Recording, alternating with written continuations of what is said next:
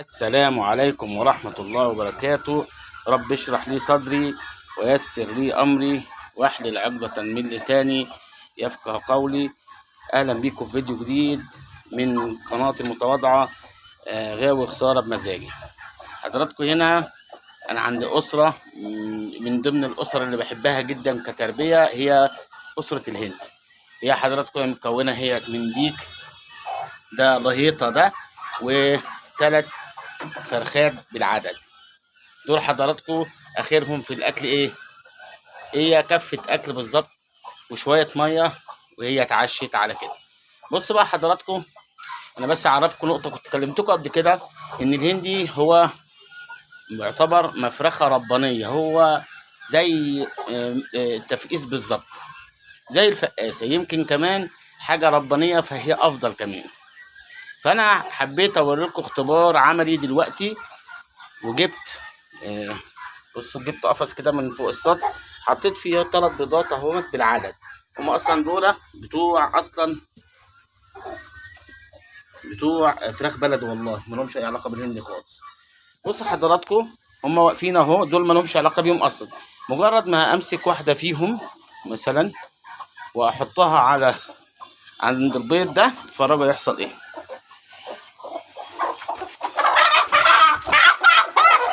بس يا الهيطه خلاص، الهيطه يتهور.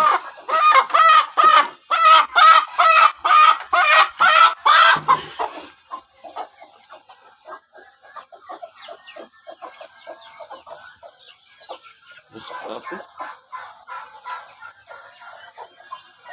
بص ده كمان ايه، ده مش واحد لوحده، ده 2 راحوا على البيض وهم ما لهمش اي علاقه بالبيض نهائيا والله. بصوا سبحان الله، يعني بصوا بيتخانقوا على مين ياخد البيض، وهو اصلا البيض ما يخصش حد فيهم اساسا.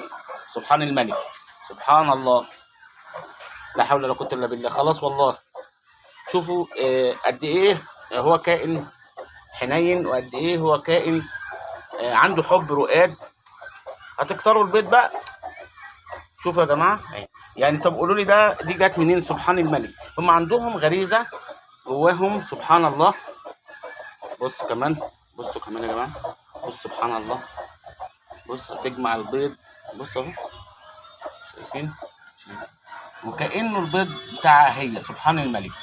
فزي انا ما فهمت حضراتكم كده، ان الهندي من احب الطيور على قلبي، سبحان الله. وكمان يعتبر مفرخة ربانية. تاني حاجة، هو من ناحية هامش الربح فهو حاجة محترمة جدا، لان حضراتكم يعتبر الكتكوت الهندي بيتباع ب50 جنيه. ليوم ما دول 3 نتي مثلا، يوم ما يطلع منهم كل يومين والواحدة منهم بيضة، يبقى كل يومين 3 بيضات بس 150 جنيه في الشهر، في 10 ايا كان المبلغ.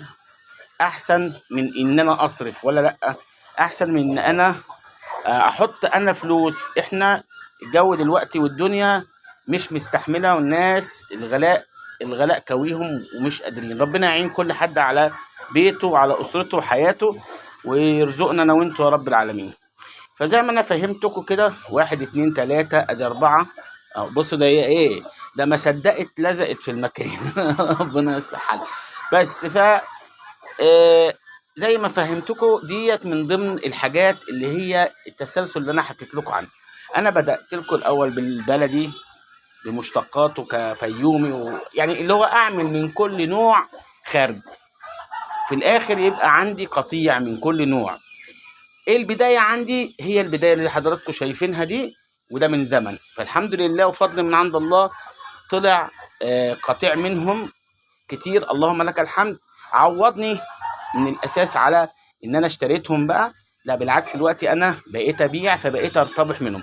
حضراتكم الحاجه اللي موجوده دي مكبه، انا كنت جايبها اسمها مكبه، عشان انا كنت اما جبت الهندي كنت ناوي ان انا اخليه يرقد على البيض بتاعه يعني. بس بعدين اكتشفت ان دي مش فكره صح، لان رقاد الفرخه عموما بيهلكها وبيخليها تعتبر ريش على عظم، وده طبعا مش من ضمن الحاجات اللي احنا هنستفاد بيها، او الحاجات اللي احنا بنقول عليها ان احنا نعمل مصلحة ويزود رزقنا يعني. فزي ما حضراتكم شايفين كده الأسرة أكلهم ضعيف جدا. هم الأكل كفة علف شوية المية. بصوا النتيجة. لو حضراتكم بتحبوا الرقاد أو حاجة المنظر نفسه، إن الفرخة ترقد وتبقى شكلها مبهج بالنسبة لكم، فأنا أقدر أقول لكم أسرة هندي تغنيكم عن حاجات كتير، ومنها الفقاسة كمان. بس فأنا بحاول كل يوم ارمي لكم معلومه بسيطه جدا، وديت من ضمن المعلومات اللي انا اعرفها كويس جدا عن الهندي وعن تجربه، وهو دي خير دليل. انا لسه ده انا لو قومتها تاني هتقعد برضو، وانتوا شفتوا التانية دي كانت بتزاحمها، فهو ما شاء الله. انا ديت المعلومات اللي انا عارفها عن الهندي. وطبعا كل واحد فينا اكيد عنده معلومه، فاحنا ما نبخلش عن بعض بالمعلومات، وان شاء الله لو في اي جديد هقول لكم عليه.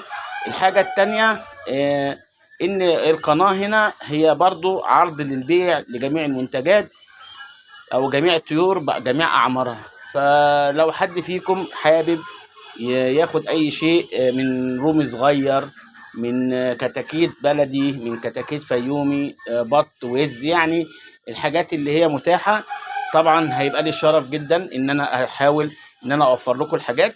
ومع العلم كمان ان حضراتكم هيبقى ليكم كمان كوميشن وخصومات، علشان انتوا تبقوا من الناس اللي بتتفرج على القناة او الناس اللي بتدعمني. وانا اكون فخور وشرف ليا ان انا اساعدكم، وان انا لو في معلومة انتوا استفدتوا بيها يبقى ده شيء يسعدني جدا. ان شاء الله انا كده اعتبر الفيديو خلص. وصلت لكم معلومات بسيطة، هو مش معلومات ان انا يعني عامل فيها دكتور جامعة. هو الموضوع بالنسبة لي احنا بندردش وانتوا اخواتي، وبقول لكم على تجربتي الشخصية، مش بفرض واقول على ده النجاح يعني، وانتوا اصحاب الرأي في ان ده شيء ناجح بالنسبة لكم او ده انا مش عاجبني. واللي فضل معاه لاخر الفيديو كده يبقى كتر خيره وزي الفل، ودعموكوا ليا، وربنا ما يحرمني منكم ابدا. وقابلكم على فيديو تاني ان شاء الله عن قريب، والسلام عليكم ورحمة الله وبركاته.